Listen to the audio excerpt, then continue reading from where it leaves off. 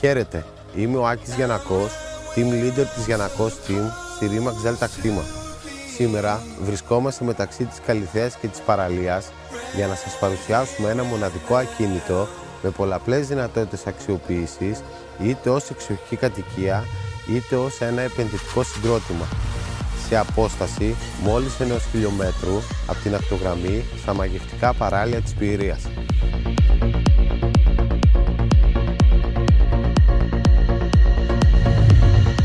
Το ακίνητο αποτελείται από 2 ξεχωριστά κτίρια, μία μεζονέτα 100 τετραγωνικών μέτρων, πλήρως λειτουργική με έτος κατασκευής το 2000 και ένα κτίσμα 680 τετραγωνικών μέτρων που αποτελείται από 3 ανεξάρτητα διαμερίσματα και έναν υπόγειο χώρο. Και όλα αυτά σε ένα οικόπεδο 5,5 στρεμμάτων με φυσική ομορφιά που μαγεύει.